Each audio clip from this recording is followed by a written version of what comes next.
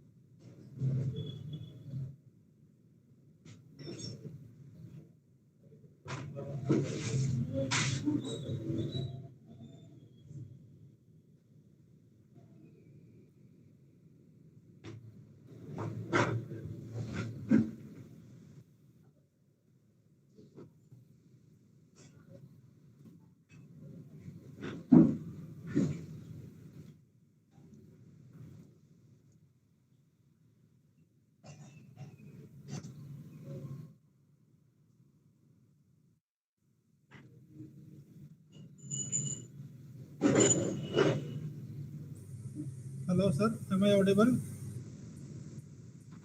Yes, I can hear you. Okay.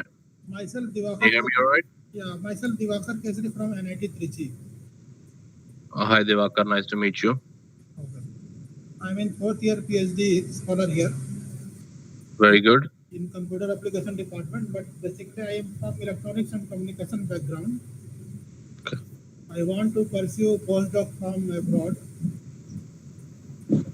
So I need some suggestion regarding this. Okay. Okay, sir.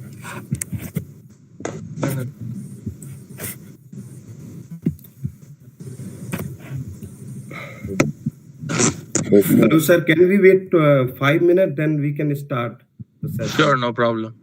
I'm audible. Yeah, you're audible. Okay, okay. Let me just share my screen and check if everything is working. Yeah, yeah. Thank you.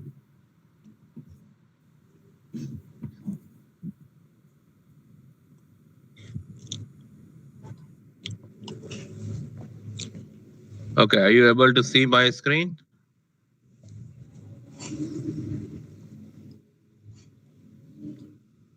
Yes, sir. Yes, sir. We can see. We can see. Okay, are you able to see the laser pointer? Yeah, yeah. Okay. That's fine.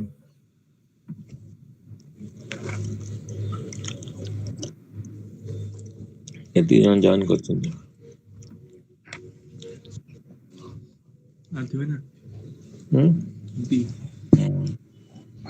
Just ଆରମ୍ଭ ହେଲା ତ Please mute your mic and other can.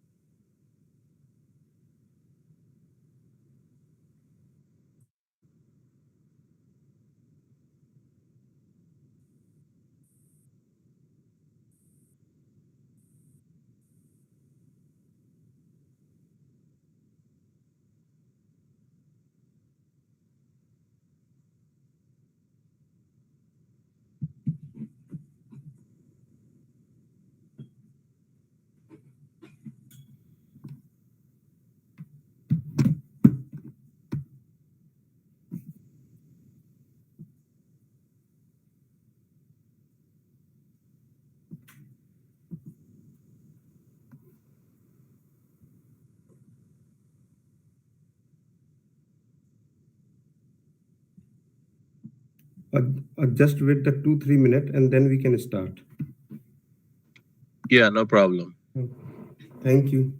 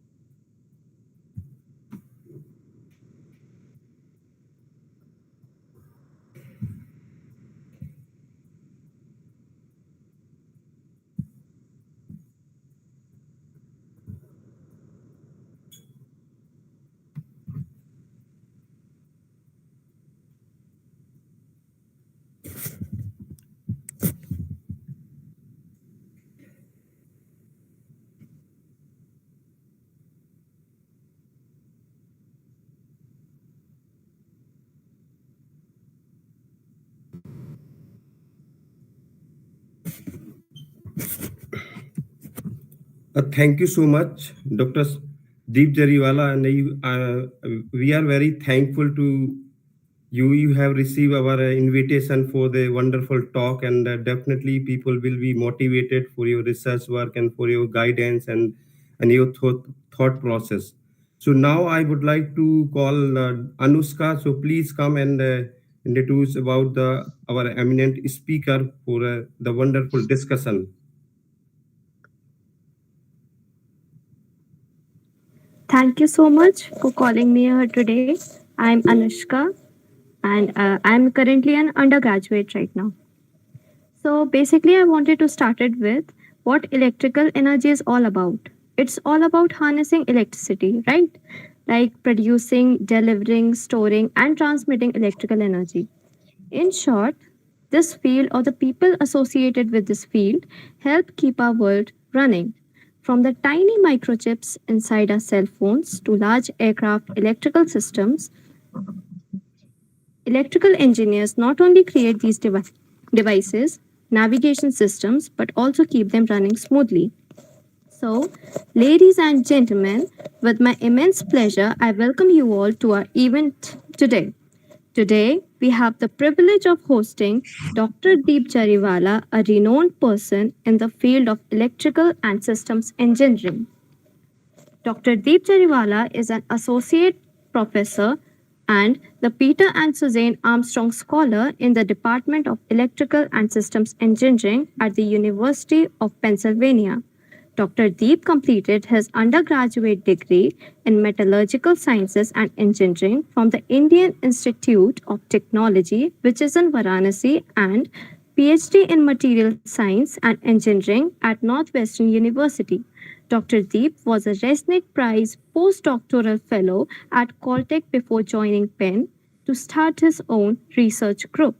His research interests broadly lies at the intersection of new materials, surface science, and solid state devices for computing, optoelectronics, and energy harvesting applications, in addition to the development of correlated and functional imaging techniques.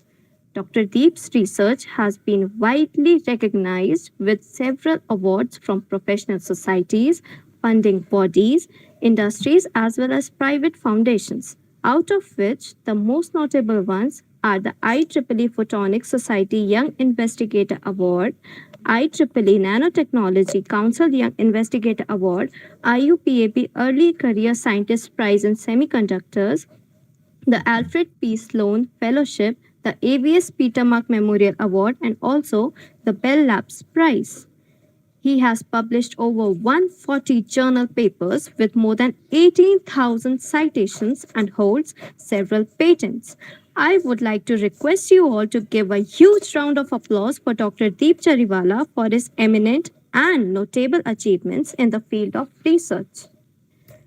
Your presence means a lot to us, sir, and on behalf of each one of us present here, I thank you wholeheartedly for carving out your precious time in your busy schedule.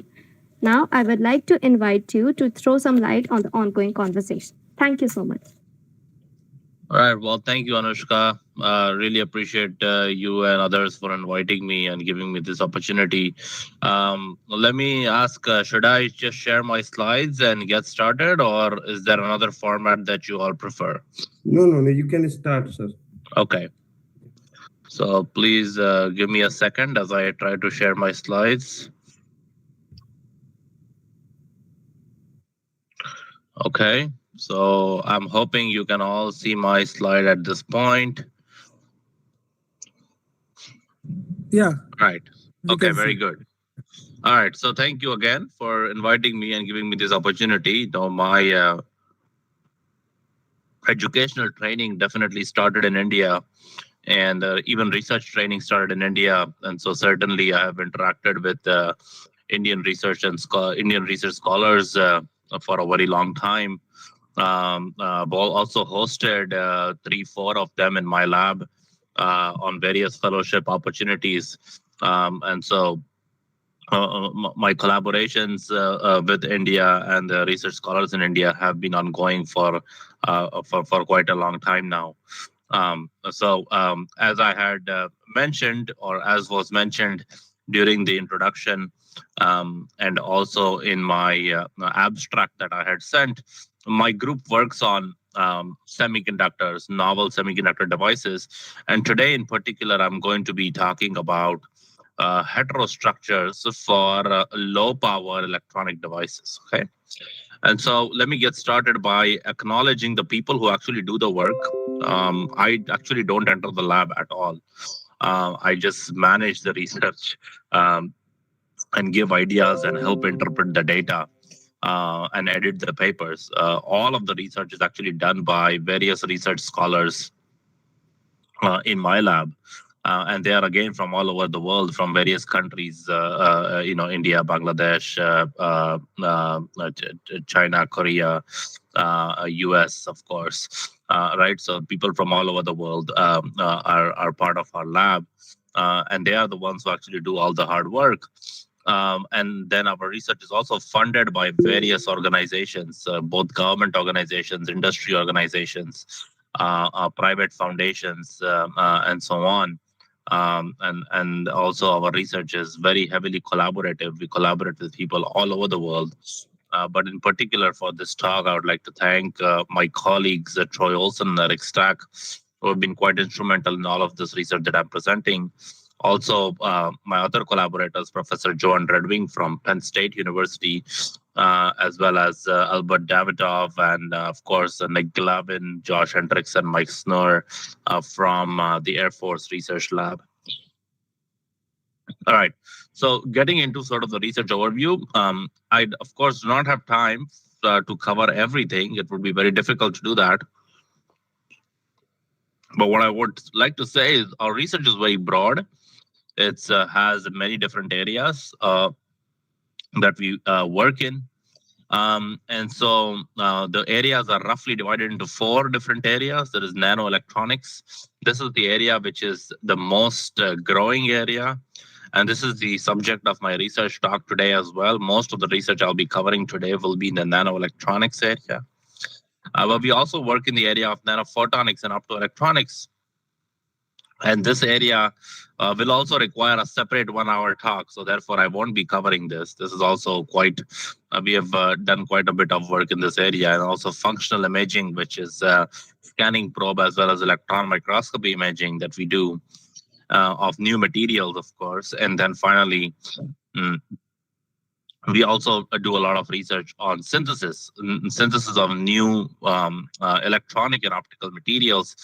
In this case, we mostly use the metal organic chemical vapor deposition, or MOCVD techniques, to do that. Okay, so I'll be talking a little bit about some of the synthesis, but most of the research will be focused right here. Okay, so the focus of today's talk is going to be, low power electronic devices, and I'm going to be talking about 2 types of low power electronic devices. One is low power logic devices, so transistors that do electronic logic and new synthesis induced channel materials there. And then a second talk that I'll do, the second part of the talk that I'll give is on ferroelectric memory devices. This is an area which is going up and at very fast pace in my research group and also all over the world. So there is a lot of activity in this area, which I'll be focusing on in today's talk.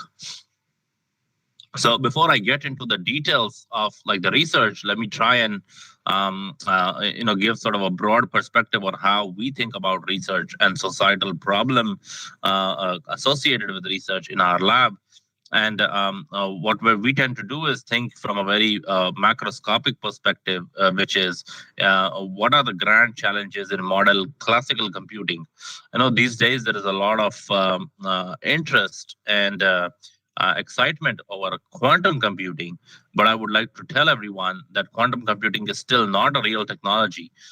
It is unclear whether it will even become a real technology within our lifetime or do anything meaningful within our lifetimes. It is so far out. However, if you consider classical computing has impacted all of our lives. In fact, the main reason I'm giving this talk today to all of you is because of classical computing and communication. And so the question is, what are the grand challenges of modern classical computing? How can we keep making it better? So there are several challenges. One of the major challenges of modern classical computing is power consumption. The steady state power consumption of every progressing generation of microprocessors keeps rising. This is a huge issue because it leads to heating up of the microprocessors and consumption of more energy. So the benefits of shrinking down devices inside microprocessor keeps vanishing. Secondly, after smartphone era started, which is around 2000, when did the smartphone era start? Around 2007, 8, 9, something like that. Our world has changed quite a bit. Everybody has access to many computers now, right? Most people have a smartphone. There is a tablet, there's a laptop, there's a desktop, there's a smartwatch, and now Apple is introducing this eyewear and so on. And so the idea is that we are becoming a society which does a lot of computing. And not just computing, the type of computing we are doing as a society is also very different. In the earlier days, so pre-smartphone era, most of the computing that the society used to do was about matrix multiplication, right? Solving equations, calculations, things like that. That was the purpose for which computers were invented. But what has happened in the smartphone era or the modern digital era, where everybody has 5 different digital devices that are all connected to the internet, the computing in its very nature has changed. It has become more data-centric computing, okay? And because it has become more data-centric computing, the type of calculations that are required are also very different. The type of calculations that are required today, which are mostly AI, machine learning, and data interpretation driven calculations, they require very heavy use of memory. And because they require very heavy use of memory, most of the time, the CPU is basically staying idle. And the CPU is staying idle because it is waiting to read the data from the memory and bring it back to process it and then write the new process data into the memory. So this leads to this traffic jam between the logic units and the memory units in the processor, and eventually reducing the efficiency and the speed of the overall processing. This is one of the reasons why machine learning, AI, even though they are so popular fields, their growth will eventually be saturated unless. Deep, hi Sorry Deep. to interrupt you. Okay. Uh, Actually, sir, their slide is not moving, I think. No, I have not changed the slide. Okay. Yeah. So one more thing is that your slide is not actually in the PowerPoint mode. So is it not in full screen? It's not a full screen. So okay, it's full screen on my slides. That's why. Yeah.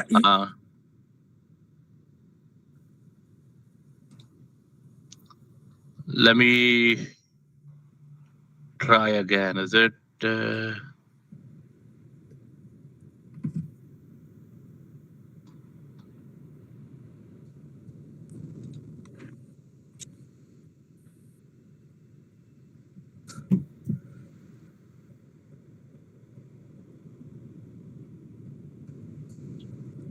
Is it visible now? It's visible, but it's not in full screen yet. Bipla, it's fine, no problem. It's fine. And please continue, sir. Sorry for interrupt you, really. Is it okay now? Is it full screen or no? There is not on full screen, but it's visible. Still not in full screen? I'm surprised. No, but it's fine. I guess you can carry on. Maybe. So I don't know how to get it to full screen. Let me just try one more time, maybe. Sir, click Is in it the yes. That Yeah. I think this is a PowerPoint. presentation mode is there. So I clicked on the presentation Sir, mode. Are you able slideshow to you see can it do. now? Sir, increase the percentage to 100%. Slideshow you can also click. Nearby here is 100%. Yeah, so slide. Let's see. Yes.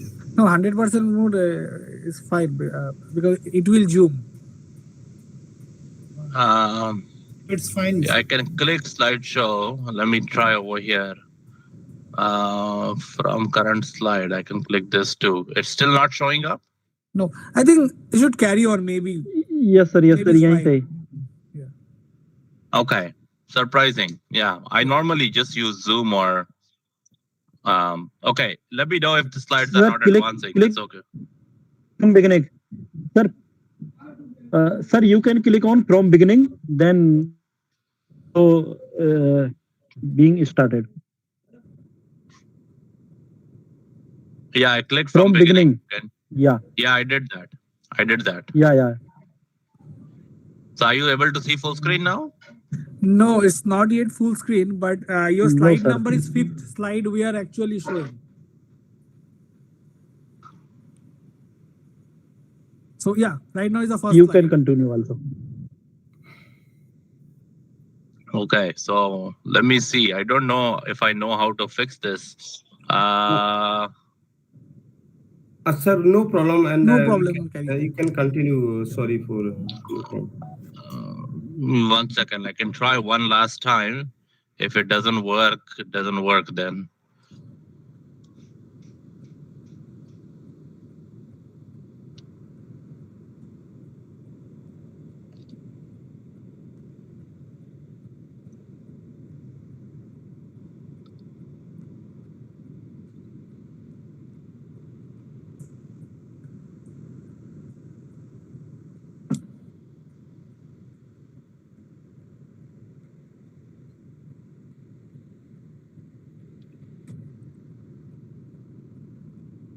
How about now? Yes.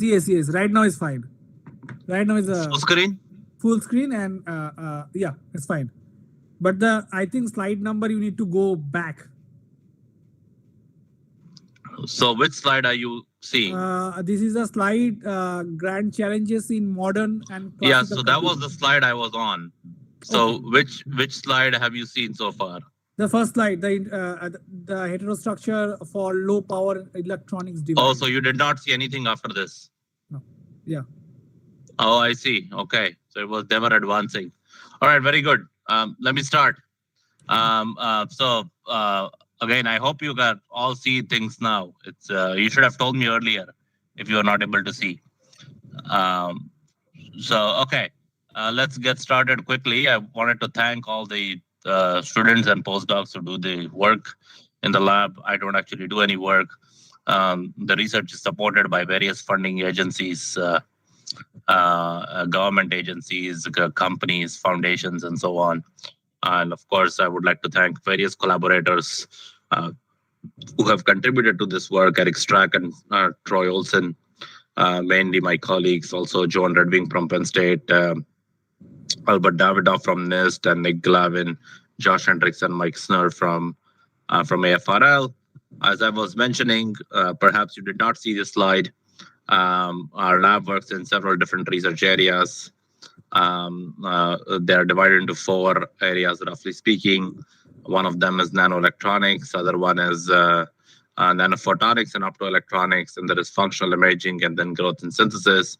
Today's talk will be mainly focused on nanoelectronics, and I'll talk a little bit about synthesis of new materials, mainly via MOCVD, which is synthesis of new optical and electronic materials, such as 2D chalcogenides. And so this will be the focus of today's talk, which is low power logic devices and new channel materials. This will be the first half of the talk, and then the second half of the talk will be ferroelectric memory devices, where this area is advancing very rapidly, not only in our lab, but all over the world. And that is also something I'll focus my talk on in the coming slides. Okay, so as I was mentioning, we like to think about computing from a very broad perspective. There are several challenges in modern classical computing. I know quantum computing is something that is quite exciting to a lot of people, but classical computing has its own challenges. And one of the major challenges of classical computing is power consumption. And steady-state power consumption has kept rising with every progressive generation of microprocessors. The other major problem in computing today is the data problem. And the data problem has mainly emerged because of smart devices, and every person having various smart devices, which generates a lot of data. And so if you consider the leading edge applications in modern computing, they are all machine learning and AI-driven applications. And in all machine learning and AI-driven applications, the role of the memory is more important than the role of the processor. And so unless this highway jam problem is solved between the processor and the memory unit, machine learning and AI will not be able to advance too much further. And therefore, this is sort of a central issue to solve in modern classical computing, which is latency between memory and logic unit. Okay. And so why is all this important? All this is important because it's connected to a bigger societal issue. And the bigger societal issue it is connected to is energy consumption. If you consider energy consumption and would like to understand its forecast, there was a nice sort of perspective paper on this in Nature in 2018. The prediction was that by 2030, which is not too far away, we are in 2024 already, the total global electricity consumption would be about 21%. Okay, and the total global electric consumption would be 21% for only ICT applications, which is electricity, information communication technology, which is ICT, right? Information and communications technology. So 21% of all electricity produced by the world will be consumed by computing and communication. Which is actually a very large number. But if you look at the other prediction, which is even more dire, that is made by the SRC, which is the Semiconductor Research Corporation. The SRC predicts that If you consider the global energy production, it's actually a relatively flat line. Global energy production does not go up dramatically. But if you look at computing and communication, the energy consumed by them is actually increasing much more non-linearly. This means that by 2040 or so, these lines would actually intersect the world's energy production line. Now, that is impossible because you cannot consume all the energy that you produce for computing and communication. You will have to leave some gap for other applications, such as heating or cooling your houses, or driving electric cars if you choose to drive electric cars, and various other things.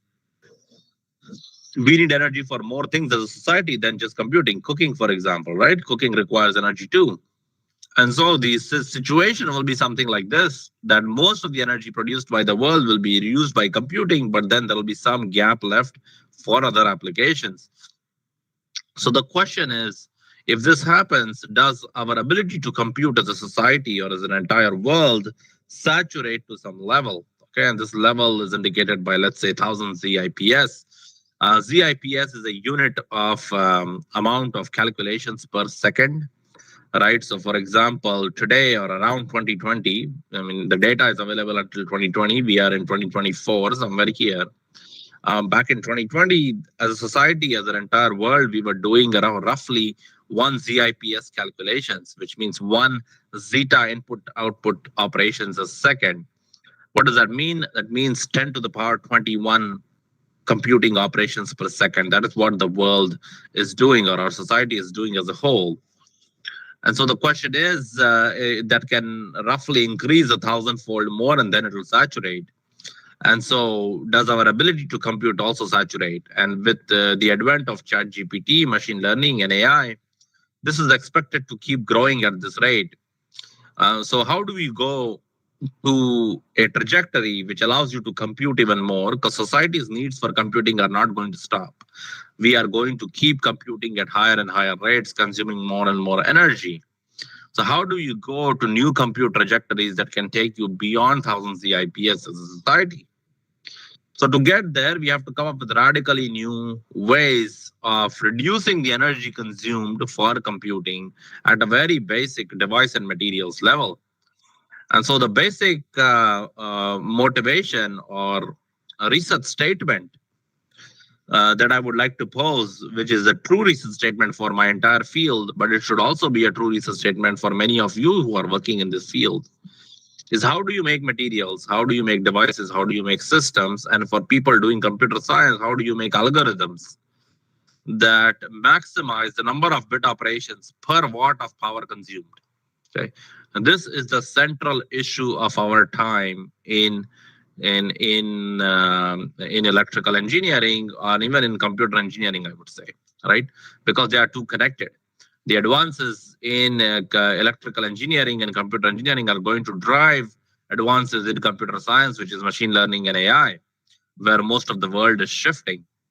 And so this is the issue that not just people like me think about, but also people in the computer science or computer engineering think about it, but also companies are heavily focused on this issue, right? They're trying to make chips, trying to make systems that maximize number of bit operations per watt of power. In other words, improving energy efficiency of computing, okay? So that's sort of the big picture scenario. That is sort of the high level motivation of why we are doing this kind of work. And so the other question I would like to ask is that, well, our computing technology is all based on silicon. Is silicon really struggling? Okay, what is happening to silicon? Why isn't silicon able to do any better that we are getting into this issue? If you look at a very basic fundamental device level in silicon, silicon has been doing very well, and silicon has done well for the past 50 years or so, right? But we are at a stage in silicon where we are making these nanowire devices, like these devices, and you can see here is sort of the roadmap that Intel projects for silicon microprocessors. And we are currently at somewhere around this stage, stacked nanowire, right? And the stacked nanowire is what Intel is projecting to make into their microprocessors in the next 2 or 3 years. And these stacked nanowire sheet devices are going to go, which means they are building up vertically now instead of building horizontally. If you look at the nanowires of silicon in this case, they are hardly a few nanometers in thickness, right? So if this dimension is 13 nanometer, this dimension is probably 4 or 5 nanometer or something like that. So that is the dimension of nanosheets or nanowires of silicon that we are using today, okay? And so the question is, will silicon keep performing at this level? Okay, or will you need other low dimensional electronic or optical materials to replace silicon? This is not a new question. This question has been out there since early 90s, right? Right when the day when people started making quantum wells of 3-5 materials and then discovered organic small molecules and carbon nanotubes also as semiconducting materials, this idea has been out there. Can one of these materials replace silicon? A lot of people have tried over past several decades. Nobody has been able to succeed in overtaking silicon. That's because silicon just does so well. And the industry has figured out a way to continue to shrink the size of silicon. But today, a lot of people believe that if none of these materials worked, but the 2D materials, the 2D transition metal semiconductors will eventually work to replace silicon. The question is how and why. Okay. And so this is the question that I like to ask in my research too, that why do we think that 2D semiconductors would play a central role in replacing silicon? And the answer essentially lies in this graph. Is if you look at the performance of silicon as a material, semiconductor material, in terms of mobility and mean free path, it starts reducing dramatically as you start thinning it down.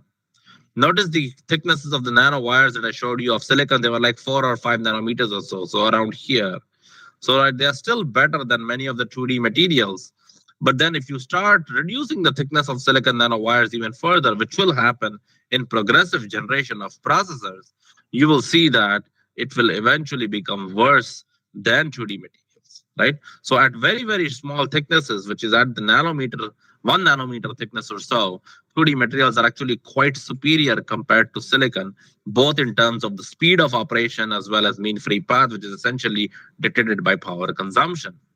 Okay, so this is what people have observed experimentally. But based on this, what has been predicted theoretically, there are also other advantages. Like, for example, you can transfer 2D materials back end of the line, so you can have direct wafer growth, bonding, and so on. You can also have very high quality materials at small thicknesses, which I just mentioned. And then there is the last subtle point, which is because of the small thickness, they can support very large carrier density, which means they can, or the devices can operate very fast. What I would like to further mention is based on the experimental observations, people have done theoretical calculations about circuit operation. And what people have found is that if you were to make microprocessors or circuits based on 2D materials devices, they could also outperform silicon devices. So all of these orange points are basically silicon devices. And these orange point, or this portion of the graph has been zoomed in over here. You can see that the orange points are silicon microprocessor projections. The projections have been made up to 2022 or so on. But you can see that 2D semiconductors can start beating some of these projections, or 2D semiconductors-based devices can start beating these projections, both in power delay product, which is the energy consumed per cycle of switching, and then the speed of operation, which is or speed of gate operation, which is time in picoseconds. Okay, so this is sort of the vision of many semiconductor companies. This is also the vision of many research groups, that this will happen eventually, which is a microprocessor that looks like this, where you have silicon nanosheets would ultimately be replaced by 2D materials-based nanosheet. In this case, 2D materials are MOS2 or WS2 or something like this. And this is all, again, something that companies like TSMC, companies like Intel have already been working on, right? So this is not something that is exotic. It's going to come out of nowhere. It's something that the companies have been interested in for a while, and they have been working on this. So maybe 5, 7, 8 years down the line, something like this could happen at a production level. Though I will say there are many, many, many scientific and engineering challenges remaining. Okay. So what I would like to do is that while a lot of people are actually focused on this MOS2 type semiconductors in semiconductor channels for microprocessors, I would like to highlight another type of semiconductor. It is also a 2D semiconductor, but I think it is more promising than not just silicon, but also other 2D semiconductors that people are talking about. And this is indium monoselenide, or INSE. It's a very interesting semiconductor. It has 4 atom thick structure, 2 indium atoms and 2 selenium atoms, and then it has very low effective mass and low. It has many superlative properties. Effective masses are low. The ratio between electron and hole effective masses is also very low. It has low in-plane dielectric constants, and actually it has a favorable band gap closer to gallium arsenide, larger than silicon, which is actually useful, and it has a thermal velocity that is actually quite high, one of the largest thermal velocities that we have seen, even larger than silicon. So this is actually a huge advantage, right? Having a higher thermal velocity.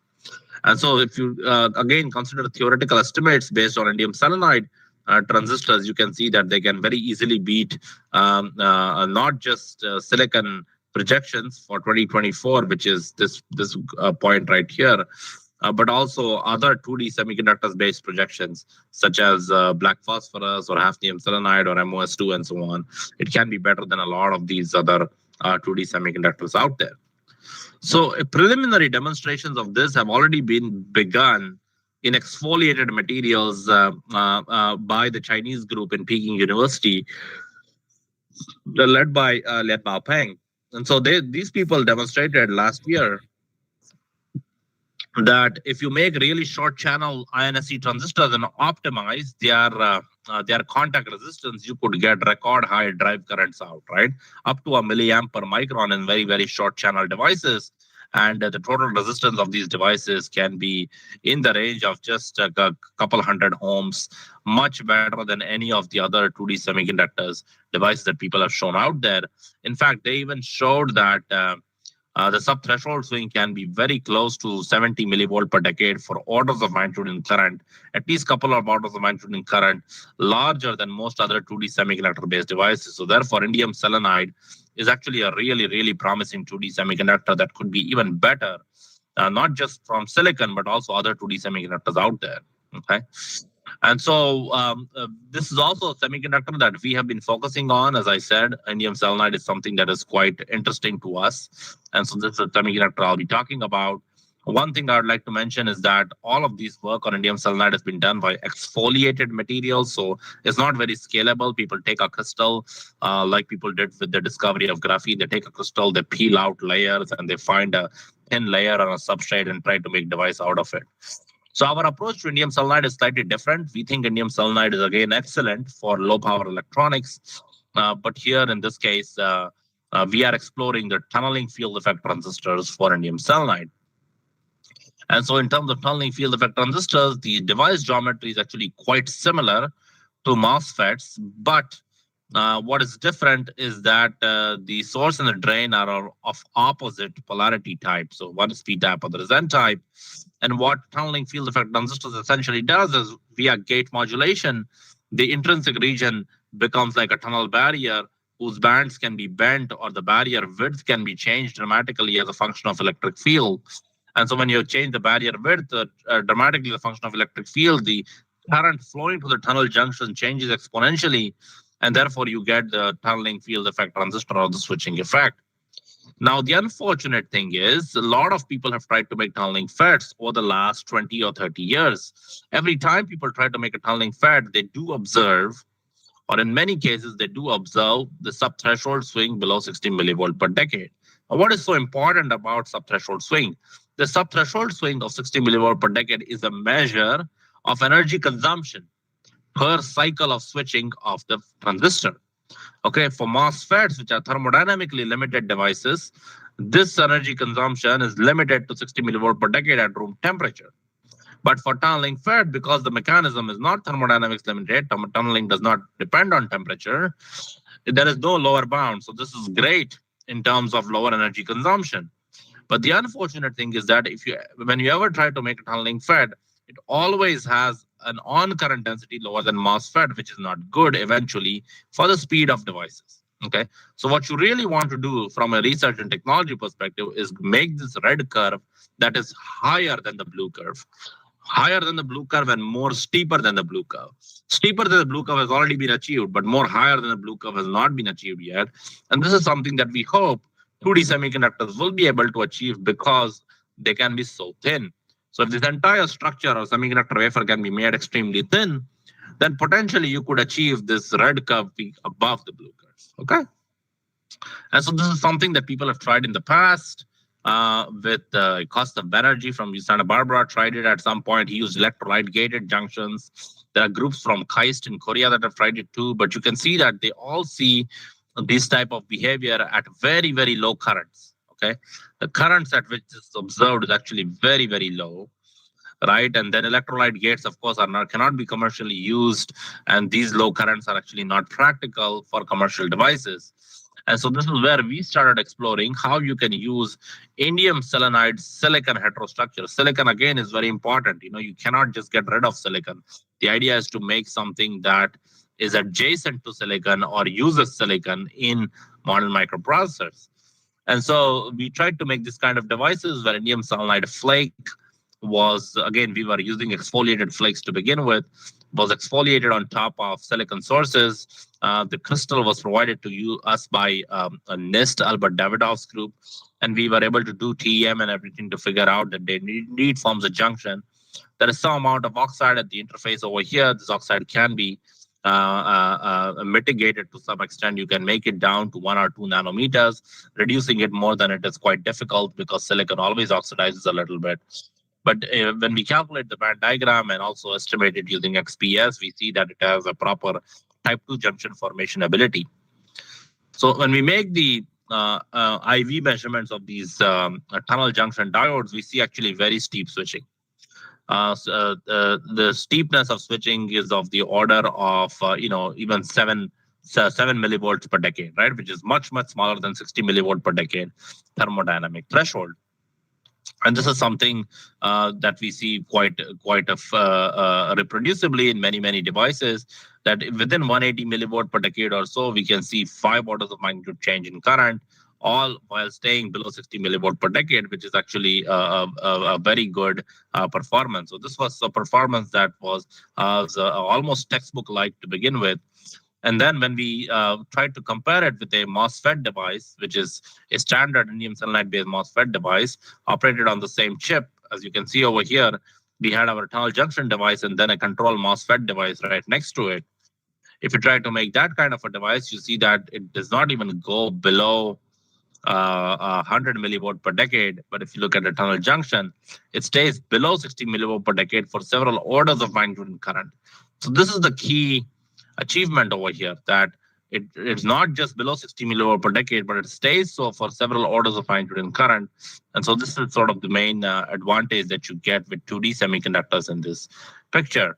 You can, of course, do a low temperature transport to prove that this subthreshold swing is actually independent of temperature, which means there is tunneling phenomenon going on in these semiconductors or in these devices, whereas in the controlled transistors, the subthreshold swing starts reducing as a function of temperature, which again shows you that those are thermodynamically limited devices. So now this was a great discovery. It was received a lot of attention and everything, but the central issue is that indium selenide is not a very scalable semiconductor. Even the Chinese group that is making these materials, it's making them via mechanical exfoliation or Scotch tape. And so you can never make a commercial processor if you are using mechanically exfoliated material. What you really need is thin film material that can be grown over entire wafers. And so that is something that is very difficult to do. And so we set out to do this kind of a work a couple of years ago. We started this kind of work in 2021, actually, in trying to understand, can you actually grow indium selenide with high phase purity over entire wafers? And so the issue really is that if you look at the indium selenium phase diagram, it's very complex. There are many phases. There is iron 4 Se3, there is iron 2 Se3, and then there is iron Se. There is also iron 6 Se7, right? So how can you get phase pure INSC, right, in the right allotrope such that you could make a desirable devices over entire wafers? So this has been very difficult to grow. Most of the times, when people try to grow indium selenide, they end up with IN2 Se3 phases. So very recently, just last year, we published this work in which we were able to figure out that actually, if you want to grow phase pure INSE versus IN2 Se3, the trick to do is in MOCVD, which is a wafer scale growth technique. You can pulse the precursors. If you pulse the selenium precursor such that selenium does not saturate the indium nuclei that are being formed, you will be able to get INSE for this condition. Okay, and here TD is the duration of the pulse, and TI is the duration of the interval between the pulse. So when TD divided by TI plus TD is lower than a certain range, you can get a maximum selenium to indium ratio that is in the lower range. And in this lower range of indium to selenium ratio, you can actually nucleate INSE as opposed to IN2SE3. Okay, so this is important for 2D growth of INSE over IN2SE3. The other important thing to note over here is that this growth actually happens at fairly low temperatures. This is because indium is a low melting point metal. The precursors also dissociate at low enough temperatures such that you can get growth between 360 to 500 degrees Celsius, which is actually back end of the line compatible with many semiconductor processes, right? Maybe not with the most advanced nodes where back end of line compatibility ends at 400 degrees Celsius, but for several other processes, it is back end of line compatible. So we have done some electron microscopy to show how good these films are. We see them nearly epitaxial over most of the wafer. You can see very well alignment with the underlying sapphire substrate, which is what we are growing on. We can grow 2-inch wafers, up to 4-inch wafers we can grow. We have only tried 3-inch wafers so far. There is some epitaxial relationship we can see. We don't see any obvious grain boundaries or phase boundaries, which convinces us that what we are seeing is nearly epitaxial material. We have done many more characterization of this material. I'm happy to share more data later on during questions. I have them in supporting slides. But this is just to show you that we can certainly do this quite well. We have made devices too, hundreds and hundreds of devices of this wafer scale material. They are top gated devices. They can show decent on-off ratios, greater than 1,000, 10,000 to 100,000 on-off ratios. For thinner devices, the ratios are smaller. This is because thinner devices degrade more easily. Even in the Chinese papers, the appropriate thickness for making indium selenide devices was about 3 to 5 nanometers. So we believe this is the range in which indium selenide works the best. If you compare our results to all other results of mechanically exfoliated indium selenide, you could say that for similar thicknesses, we are reaching similar levels of performance, right? But it is still 2 or 3 orders of magnitude lower than the best mechanically exfoliated devices. And so there is a lot more work to be done in terms of improving the quality of the material. But I think even more work needs to be done on interface passivation, like passivation of the oxide, top oxide, or what I call is as a dielectric semiconductor interface, and more importantly, the metal semiconductor contact interface. The metal semiconductor contact interface is very hard to optimize in these materials, and this is something that the Chinese group actually figured out quite well. So we think that if we do that too, we could get similarly good devices over entire wafer scales. Okay. All right. So this is the short summary of all the low power logic and growth results, which is indium selenide is a very promising 2D semiconductor for low power logic devices, both in conventional MOSFETs as well as tunneling field effect transistors, and it can be grown over large at relatively low temperatures. I think the future challenge is that phase control synthesis of the indium chalcogen system, right? If you can do this, like we have shown, it opens the door to a variety of new heterostructures and applications for electronics at scale. So it's no longer this exfoliated 2D semiconductor. You can do this at scale. So let me move on to the second part of the talk, which is ferroelectric memory devices. This is also very interesting from many perspectives. I hope you all enjoy it. There is much less 2D semiconductors over here. There is more 3D semiconductor in this talk, but there is a very critical role for 2D semiconductors to also play, which I will show you. And so let me give you an example over here, which shows you how ChatGPT and how hardware is associated with ChatGPT. I'm sure everybody knows ChatGPT, right? So GPT-3 is, for example, ChatGPT. Currently, it is at GPT-4 or 4.5, something like that. So this is the amount. What this graph shows you is on the y-axis, it shows you the amount of computing power in petaflops that is required to just train these models. Okay. And so if you look at these computing power, you can see that it is growing quite rapidly, right? So just in 3 or 4 years, this computing power required to train these GPT models is exceeded at an exponential scale. Compare that to Moore's law. Moore's law is also exponential, but look at the slope of the exponent of Moore's law, which is the computing power of the hardware, right? It's much different. So they are clearly diverging, which means the hardware is not able to keep up with the computing power required by the software, okay? I should note that I hope all of you know, but at least people in computer science know this very well. Transformer architectures is an architecture in the software which is responsible for all these large language models like ChatGPT, for example. Okay. The second interesting graph to look at is the hardware memory required by AI processors, right? And so the hardware memory required by AI processors is growing at this rate, this green line, which is more or less, flat. On an exponential scale, when you look at it, it has only grown about less than one order of magnitude in 5-7 years. Compared to that, the parameter count, and you can associate parameter count with the amount of memory that you would need in the AI hardware, is actually grown more exponentially. It's almost growing like a vertical line. So once again, the green line versus this line over here are completely diverging. This means that even though ChatGPT and all these other softwares would like to keep becoming better, they are ultimately going to be limited by the hardware or the microchips that run them. And the hardware is limited because there is not enough access to memory devices. Okay. And so this is the central issue that all of AI technology is going to face. It may not be visible very clearly now, but this is 2024. By 2028, 2029, if a new revolutionary memory technology is not integrated into microprocessors, everybody is going to feel the pain of making further progress in AI, machine learning, and other types of artificial intelligence hardware. So the real solution to this is the following. This is something that not I'm proposing, but every major AI hardware company in the world knows this. Intel knows this, NVIDIA knows this, TSMC knows this, Google knows this, OpenAI, which runs the ChatGPT, when they know it, Apple knows it too. Current computer architecture looks something like this. The processors, the RAM, and everything are sort of integrated laterally with each other.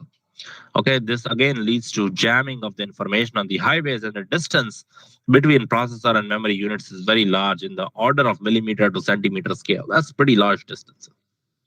What you would like to do is actually build a vertical skyscraper, like a tall building. Instead of building 1 floor, 2 floor units that are spread out laterally, you want to build like one tall building like you have in big cities, like a skyscraper, where the bottom floors are your processor units, and then all of the top floors are various types of memory units, very densely integrated with the processor. Okay. So this is sort of the argument that people are trying to make, that if you do this, you can get much faster memory operation or memory processor integration, and you can connect them much more densely as opposed to connecting them laterally, which has a limited bandwidth for connectivity. Okay. The problem is doing this is not easy. Every company wants to do this. Nobody can do this easily because the memory has to be integrated back end of line. If you integrate memory back end of line, it has to survive back end of line processing temperatures. Back end of line processing temperatures are about 400 degrees Celsius or so. And at the same time, you have to maintain extremely high performance of the memory. So this is very hard to do. So there are several technologies, several memory technologies that people have tried to propose and integrate back end of line. Most of these technologies have made it to some extent, but then have failed to become commercial because of very stringent requirements. Like, for example, phase change memory was commercialized by Intel, but then eventually shut down because the power consumption required for phase change switching was very large, leading to a lot of heat leakage and thermal crosstalk. RAM is still under development, but again, the amount of energy required by RAM is so large that if you make these RAM devices very small, it's going to lead to a lot of heating happening in the local vicinity. The most promising technologies in this regard are the ferro technologies. By ferro, I mean ferromagnetic and then ferroelectric technologies. Okay. And the reason these two are most promising is because these are the key requirements. You need low energy operation. You need high density, which means very, very small scaling. You need them to be very fast, and you need them back end of line process compatible. Okay. And meeting all of these four conditions is extremely hard. And I think only the ferro technologies will be able to meet them. And our focus, or our lab's focus in this area, is on ferroelectric memory technologies. And I will explain to you why we believe ferroelectric memory technologies could be a very interesting avenue for pursuing this. And so there are many, many ferroelectric materials out there. Ferroelectric materials are more than 100 years old now. PZT type ferroelectric materials have been developed for a very long time. They have their own challenges because lead and bismuth are not really compatible in a silicon microfabrication foundry. Also, scaling them below 50 nanometers is very hard because they lose ferroelectricity. Hafnium oxide, on the other hand, is very promising, but it has issues with phase control, and its annealing process temperature can be very high to lock it in the right phase. This also makes in issues with back end of line compatibility. And finally, you have this new ferroelectric material called aluminum scandium nitride. This is our focus. This was discovered in 2019 by the German group. But then, since then, we have made quite a bit of progress over here. It also has its problems, but I think we can solve all these problems in the coming years. And so why are we focused on this material, which is scandium alloyed aluminum nitride, or aluminum scandium nitride as the ferroelectric? Because it is nearly ideal in properties. If you look at the hysteresis loops of aluminum scandium nitride, they are almost square-shaped, almost perfect hysteresis loops that you would expect from a ferroelectric material. It has two polarization states, metal polar and nitrogen polar, which is an up and down states respectively, that can store the polarization as either positive or negative direction. This would be your memory states, 0 and 1, for example, right? The other interesting thing is that it is already foundry compatible. In fact, if you have bought a smartphone after 2020 or 2021, very likely it is already there in the communication filter bank of your smartphone. Also, basically, all the 4G and 5G filters today are actually have aluminum scandium nitride as the piezoelectric material inside them. The question is, can you use its ferroelectric property, which was discovered in 2019, to make even memory devices from it? The other question to ask over here is that how does aluminum scandium nitride compare in terms of property to other ferroelectric materials? You can see that it's already very promising in terms of having one of the largest polarizations ever observed, more than 100 microcoulomb per centimeter square, and also one of the largest coercive fields. This can be both good and bad. Large coercive fields can sometimes be bad too, which I will explain. The other thing is that its ferroelectricity in this material is extremely stable. It is so stable that it survives at least up to 1100 degrees Celsius, and we think it can survive even higher temperatures, just that people have not measured it yet. Okay, so it's actually very, very stable ferroelectric material, and the question is, what can we do to harness ferroelectricity at high temperatures in terms of new applications? That is something that I'll show later. The last thing, which is actually very important to understand, is that it also has a very low dielectric constant. There are very few ferroelectrics which have a low dielectric constant, at the same time have very large band gaps such that they could be used as ferroelectric insulators. Okay. Finally, I should mention that aluminum scandium nitride is a uniphasic ferroelectric material. In other words, you don't have to do phase engineering like how you have to do with many other ferroelectric materials, and it is back end of line compatible, which means films deployed at even very low temperatures. The groups in Japan put it down at even 100 degrees Celsius. They are known to be perfectly ferroelectric. And so there are many types of ferroelectric memory devices that you can talk about and explore. What we are going to focus on are these two types of devices, which are ferroelectric field effect transistor and the ferrodiode memory devices. And I'm going to go over and explain all of them. I should mention that we have covered most of the literature in this field. This is very fast evolving literature, but we have covered a lot of literature in this field in this review paper in Nature Nano that was published last year. You're welcome to go look at them because it covers the full class of these new ferroelectric nitride materials, which are wood side structure materials. Okay. And so the question here is again 2D materials, and why do we care about them here?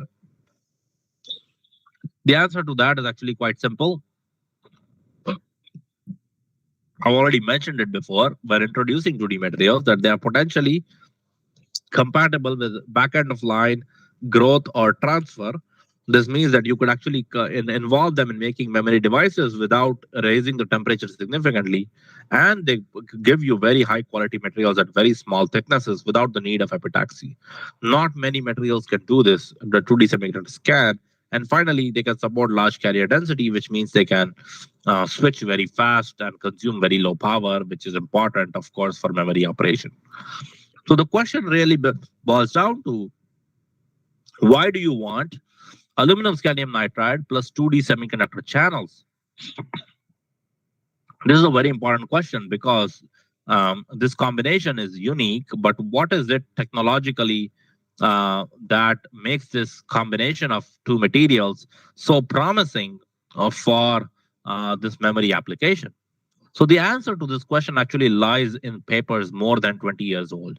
This is why I always tell students and postdocs, go and read old papers. Okay, some of the best ideas are always buried in old papers. Even some of my best ideas come by reading the old literature. Okay, and not Nature and Science journals. Nature and Science journals are good, but actually some of the best ideas are actually buried in society journals. Okay, and so this is an old paper in IEEE EDL written by T.P. Ma. T.P. Ma, again, was a very famous person, sadly passed away 3 years ago. But he had written this paper, theoretical paper, highlighting why is the non-volatile ferroelectric field effect transistor still elusive. And he had detail based on these two equations that if you really want this transistor to store memory for a very long time, or memory state for a very long time, you want to improve retention. And this can be done by making thin semiconductor channels, which increases the CIS, okay, and therefore reduces the depolarization field, okay. So increasing CIS with thin channels can be achieved by 2D semiconductors. And you also want a ferroelectric which has large PR, okay, and large EC, okay. So if the EC is large and the K is low, this exponent will become low, and if the exponent will become low, then dP over dt will also become low, okay. And so this can be done by a scan. As I showed you in the previous slide, its EC is low and EC is high and K is low. That's the reason. So both of these things merge together in 2D semiconductors and Alscan combination, and so we decided to make ferroelectric memory devices from them. Fortunately, the first batch of devices itself worked out. They were made using exfoliated 2D materials. But so if you stack MOS2, for example, as the 2D semiconductor on Alscan, you can get this kind of ferroelectric switching. It looks very nice, counterclockwise hysteresis loop, almost box-shaped IDVG curve. You can switch these devices thousands of times. You can store charge in them up to a very long time. We have now done up to a few weeks. This is only 10 to the power 5 seconds, but we have done it for 10 to the power 7 seconds now. And then when you normalize the memory window, you can actually see that this type of memory can work even better than the hafnium silica memory. Right? So hafnium silica memory is probably the most competitive memory compared to this, and you can actually even beat that. So that is very, very promising. Of course, you cannot do anything in a semiconductor industry at small areas. You have to do it over large areas or wafer scales. So we have also made devices over very large wafers. Professor Joe and Redwing can grow these materials over large area, and then we can also get materials from industries that grow over 8-inch wafers, for example, right? So 2D materials, many people think they are still in the research phase, but the rate at which progress is happening in growing them, I think they are reaching commercial scales very soon. And so we have been able to use this very large scale grown material to make thousands and thousands of devices over entire wafers. And we have shown that you can also scale these devices down to lower voltages. And actually you can get close to 2-volt switching in many of these devices, which is very, very promising. Okay, you can again make hundreds and hundreds of devices, a very short channel length. They show some of the most highest record transconductance normalized to memory windows, and so on. So really, this is getting slower and slower, slowly and slowly. This is getting to what you would call as approaching commercialization or transferring from the lab to the fab type of technology. Okay. You can also demonstrate artificial neuron operation from these ferroelectric devices. So when you pulse these devices, you can actually partially switch the ferroelectric. If you can partially switch the ferroelectric, you can program many memory states in them, partial memory states, and you can reproducibly program and deprogram these states. So you can make it operate like a human brain neuron, for example, right? So like the potentiation and depression you can see, and then you can use it, for example, inference applications and so on. Okay. All right, so let me actually speed up a little bit because we are already above the mark of an hour. The other type of device I would like to focus on today is the ferrodiode memory device. Ferrodiode does not have any 2D semiconductors in it. It's actually only MIM structured device, right? So in an MIM structured device, there is a non-ferroelectric insulator inserted in between a ferroelectric semiconductor, and so what you end up seeing is that there is a resistive switching happening. And the resistive switching is happening as the ferroelectric polarization is switching. The leakage through the ferroelectric is changing, and that gives you the memory effect. And this memory effect, of course, is again very, very stable for a very long period of time. The biggest merit over here is that the on-off ratio is high and the power consumption is very, very low. Compared to phase change RAM or RRAM devices or standard memristors, this is actually very beneficial in terms of power consumption. It is also very beneficial in terms of its IV properties because if you look at standard memristors, they are symmetric in nature. But if you look at a diode memristor, it is highly asymmetric in nature. And this asymmetric nature means it does not require the underlying transistor that is required to basically select the memristor element in the full array. This eliminates a lot of the fabrication complexity through vias for 3D stacked backend of line memory, right? And so we have shown that using this kind of ferrodiode memory, you can do compute in memory operations. You can actually make entire compute in memory processes using that. And you can, again, this is going to more circuit level, but you can demonstrate compute in memory is possible using them. And then you can also show, this is via computation, that if you were to scale these ferrodiodes, you can have some of the fastest search operations that you can do in some of the smallest cell areas. And this work of ours was actually awarded with the Bell Labs prize back in 2022. Again, you can store multiple resistance states in the ferroelectric memory. These resistance states can also be extremely stable for very long periods of time. And there is very little variation or conductance variation between device to device, and reproducibility in the state index from cycle to cycle, which is very, very important because you don't get this in other memristors like RRAM and phase change RAM. Finally, I should mention that one issue always in microelectronics is scaling devices to low operating voltages. And so a lot of people were doubting whether aluminum scandium nitride can actually be scaled to very small thicknesses and it can remain a ferroelectric. When the field started in 2019, people were making 1 micron thick devices. In 4 or 5 years, we have reduced the thickness from 1 micron all the way down to 5 nanometer. And even at 5 nanometer, we are seeing that this material remains as a ferroelectric with very large polarization. Okay, so this is actually very important.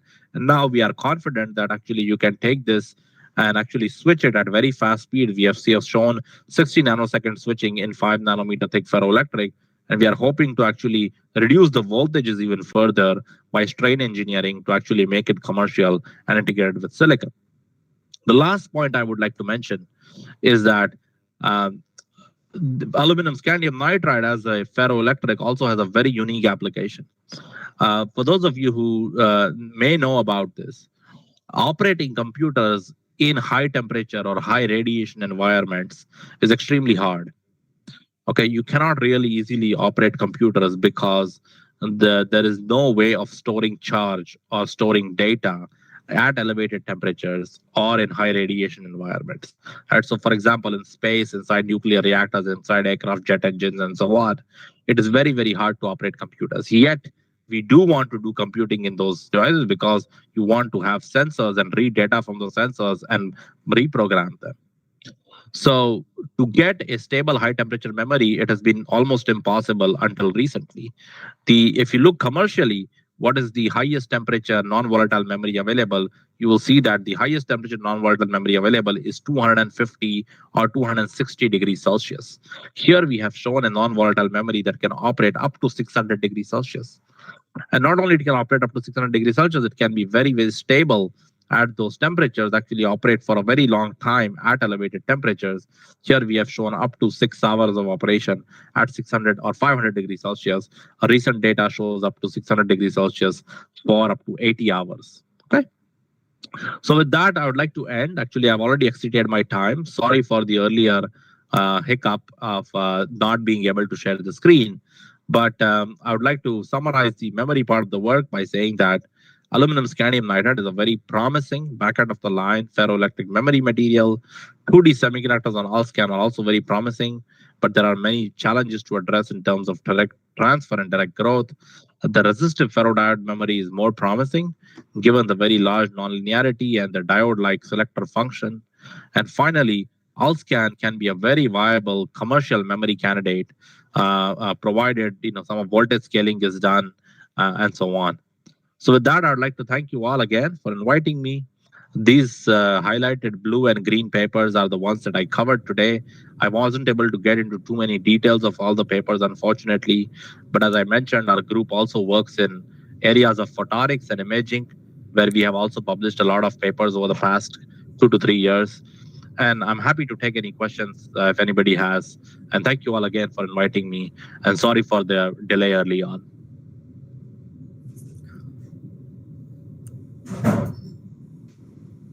Hello, hello everyone. Myself Biplov. I'm a postdoc in University of Massachusetts. Thank you so much, Dr. Deep, for this wonderful talk. So it's very insightful. If anyone has any question, you can come and ask the question, or you can write in the chat box.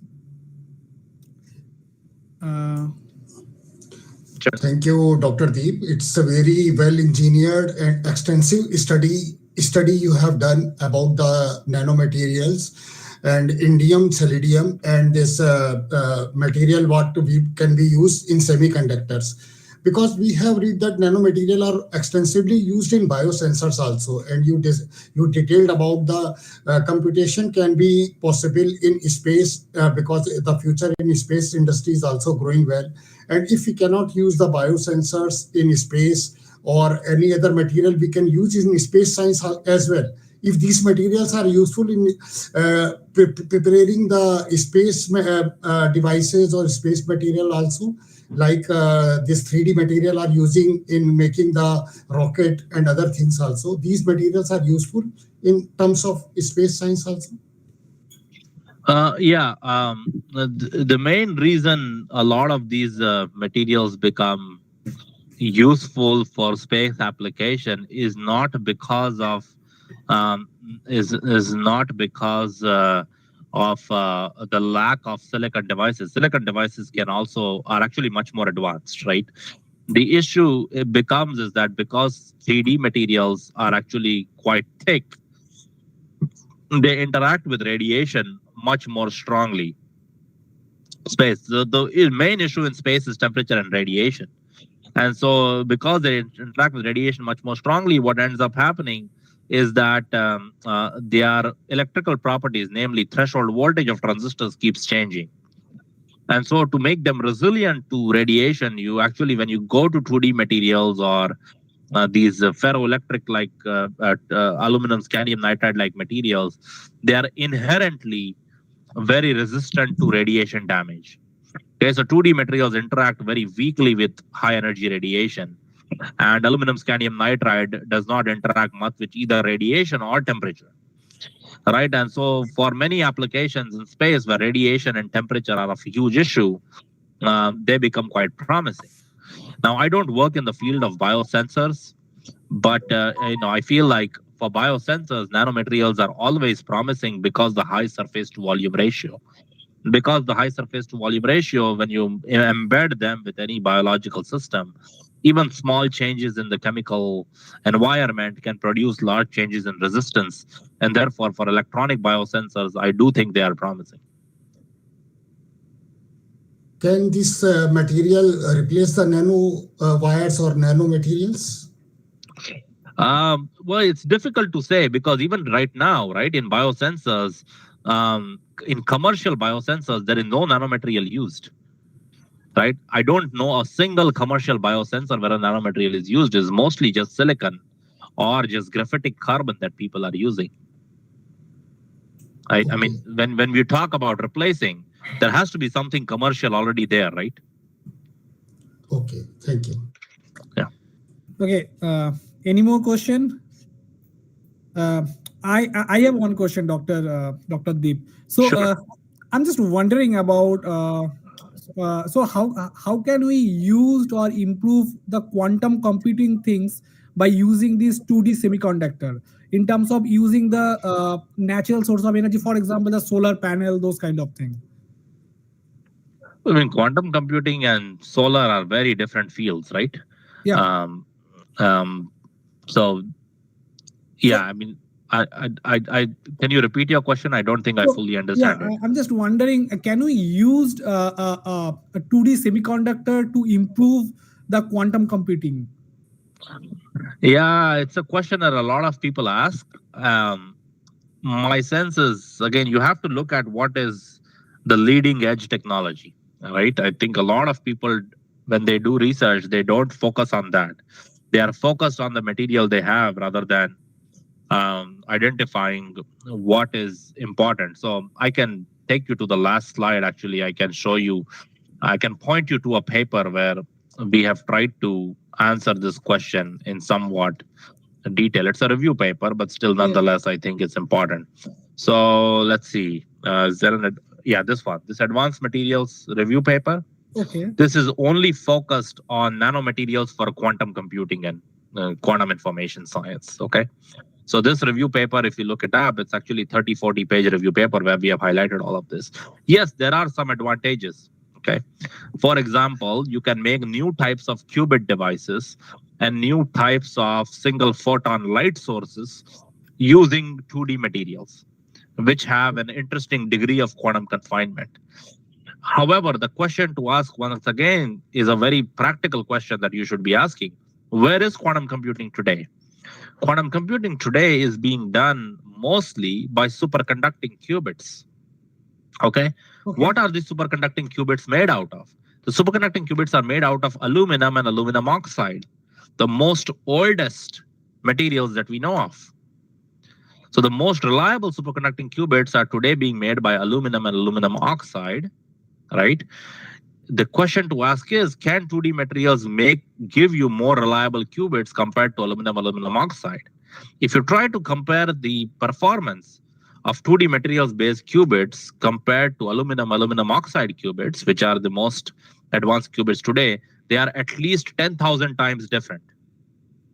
The aluminum oxide qubits are at least 10,000 times better than 2D materials based qubits.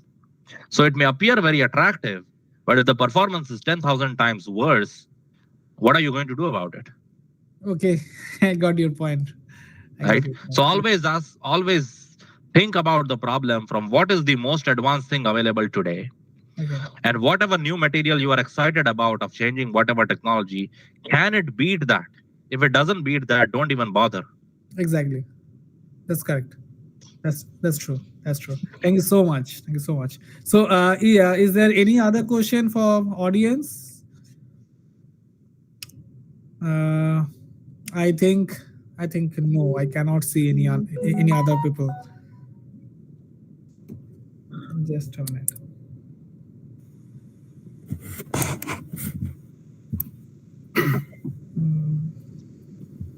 So can we end the session? I just want to say something because Dr. Deep Jariwala, really you have presented very well, and we are appreciating on behalf of All India Research Scholar Association, and you have given the precious time for this wonderful discussion and presentation. And myself, Dr. Lalchand Biskarma, I am also the postdoctoral scholar in University of Pennsylvania. So thank you so much, sir, and you have accepted our invitation. Thank you so much. Thank you, Lal Chandra, for inviting me, and thank you all for attending. I really appreciate it. Good luck to everybody, and have a good weekend ahead. Can you share the PPT, sir? Sure. Yeah, I can share the PPT. Yeah, I'll send up as a PDF or something. Who should I send it to? What email? In a group, sir, you can send. We will download from there. Where? Here in In? chat box, maybe. No, chat. Difficult. Maybe. Yeah, chat box will be difficult. If there is an email I can forward it to, I can do it. Yeah, there is an email ID, IRSA email ID. You can send it in the IRSA email ID. We can circulate among. Okay, yeah. So then I can send it to that email ID. You can circulate it to the other. Yeah. Thank you so much. All right. Take care, everyone. Good luck. Yeah, thank you so much, sir. Thank you so Thank you, much. sir. Thank you.